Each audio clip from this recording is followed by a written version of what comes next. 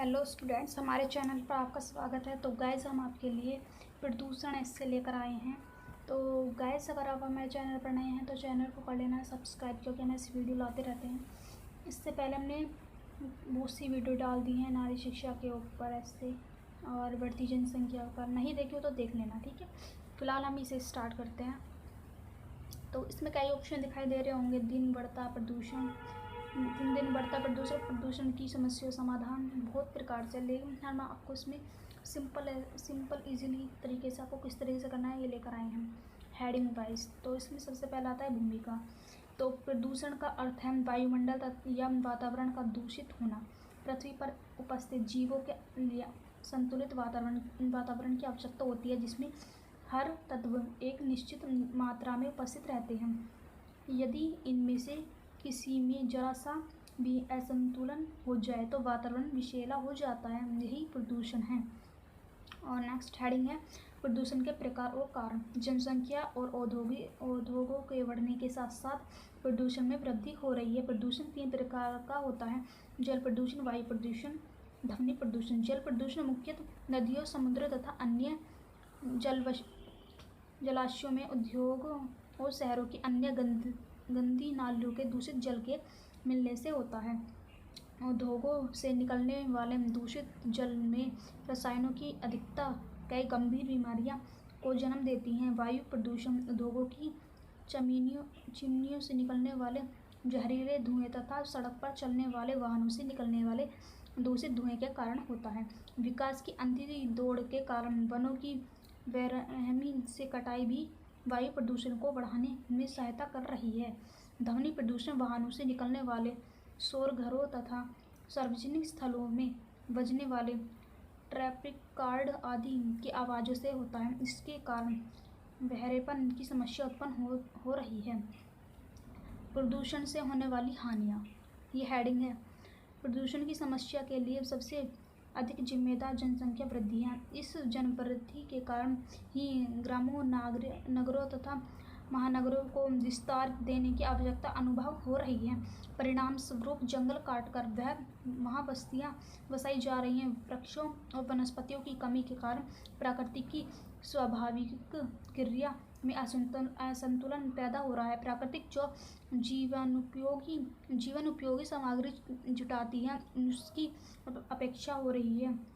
प्राकृतिक का स्वास्थ्य वातावरण दोषपूर्ण हो गया है। यही पर्यावरण की सबसे बड़ी समस्या। कारखानों की अधिकता के कारण वातावरण प्रदूषण हो रहा है। साथ ही वाहनों तथा मशीनों से उत्पन्न होने वाले शोर ध्वनि प्रदूषण को जन्म देती है, जिससे मानसिक तनाव व श्रवण दोष तथा कान के अन्य कई रोग उत्पन्न होते हैं। इसे शोरगुल के कारण मनुष्य अनेक प्रकार की शारीरिक एवं मानसिक व्याधियों को शिकार बनता जा रहा है। और इसके आगे है नेक्स्ट हेडिंग है प्रदूषण को रोकने के उपाय। समय रहते ही प्रदूषण से बचने के उपाय कर लिए जाने चाहिए, जिससे आने वाली पीढ़ियों को इसके खतरे से बचाया जा सके। इसके लिए जनसंख्या को नियंत्रित करना होगा। कारखानों के कचरे को नदियों में बहाने से रोकना होगा। पेट्रोल में मिलाए जाने वाले शीशे की मात्रा कम करनी होगी। वृक्षारोपण पर जोर देना होगा। ऊर्जा के गैर पारंपरिक स्रोतों की खोज करनी पड़ेगी। अत्यधिक प्रदूषण फैलाने वाले कारखानों, वाहनों आदि पर प्रतिबंध लगाना पड़ेगा। यद्यपि प्रकृति पर मनुष्य की निर्भरता हो तो समाप्त नहीं की जा सकती, किंतु प्राकृतिक संसाधनों का उपयोग करते समय हमें इस बात का ध्यान रखना पड़ेगा कि इसका प्रतिकूल प्रभाव पर्यावरण पर न पड़ने पाए।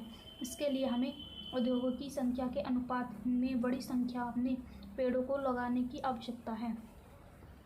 इसके अलावा पर्यावरण प्रदूषण को कम करने के लिए हमें जनसंख्या को स्थिर बनाए रखने की आवश्यकता है, क्योंकि जनसंख्या में वृद्धि होने से स्वाभाविक रूप से जीवन के लिए अधिक प्राकृतिक संसाधनों की आवश्यकता पड़ती है। और इन आवश्यकताओं को पूरा करने के लिए इनके प्रयास के में उद्योगों की स्थापना होती है, और उद्योगों की कहीं न कहीं प्रदूषण का कारण बनते हैं। यदि हम चाहते हैं कि प्रदूषण कम हो एवं पर्यावरण की सुरक्षा के साथ साथ संतुलित विकास की भी आवश्यकता है। इसके लिए हमें नवीन प्रौद्योगिकी का प्रयोग करना होगा। प्राकृतिक संसाधन की सुरक्षा तब ही संभव है जब हम उनका उपयुक्त प्रयोग करें। और जो नेक्स्ट हेडिंग है उपसंहार।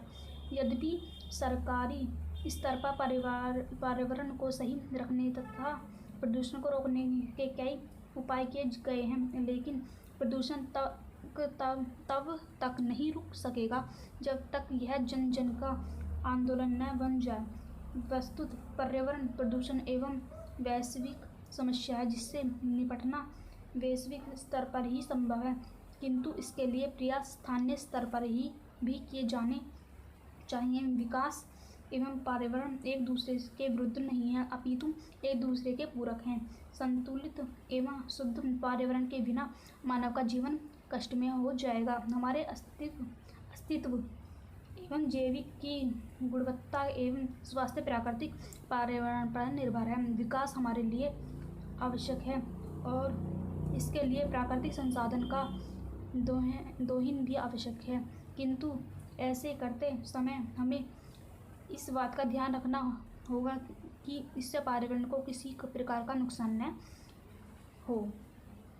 पृथ्वी के बढ़ते तापक्रम को नियंत्रित कर जलवायु प्रवृत्ति परिवर्तन को कम करने के लिए देश तकनीकी से बने उत्पादों का उत्पादन तथा उपयोग जरूरी है।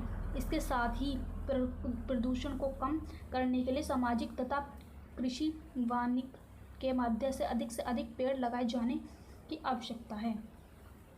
तो गाइस ये बस यहीं तक था और हेडिंग भी बहुत अच्छी है इसकी, इजीली कर पाओगे, इसे समझने की ज़रूरत है बस। तो गाइस इससे पहले जो हमने वीडियो डाली थी, अगर आपने वीडियो नहीं देखी तो उसे देख लेना, बेरोजगारी की समस्या पर है वो। और अगर आपको वो वीडियो अच्छी लगी तो वीडियो को लाइक ज़रूर करना और चैनल पर नए हो तो सब्सक्राइब कर लेना। तो मिलते हैं नेक्स्ट वीडियो में। Thank you.